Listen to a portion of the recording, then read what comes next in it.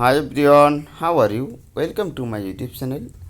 আমরা যারা Android phone use করে থাকি, অ্যান্ড্রয়েড ফোন কিছুদিন পরই আপডেট নেয়।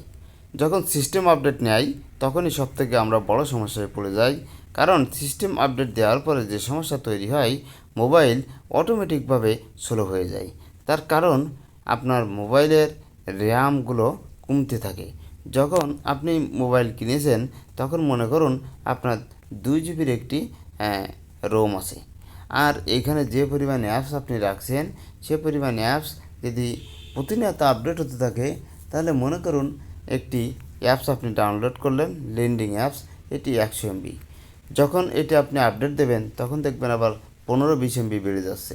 তাহলে আপনার মোবাইলের জায়গা তো আর বাড়ছে না, কিন্তু অ্যাপসের পরিধি বেড়ে যাচ্ছে। পরিধি বাড়ার কারণে আপনার জায়গাগুলো সংকোচন হয়ে যায়। সংকোচন হয়ে একটা সময় মোবাইল চালানো খুবই স্লো হয়ে যায়। আর এই জন্য এইগুলো থেকে আমরা এড়িয়ে কখনোই আমরা কোনো অ্যাপস বা কোনো কিছু আপডেট দিব না। আপডেট দিলে কিন্তু এই সমস্যায় পড়বেন। তা আরও একটি অপশন দেখিয়ে দিই।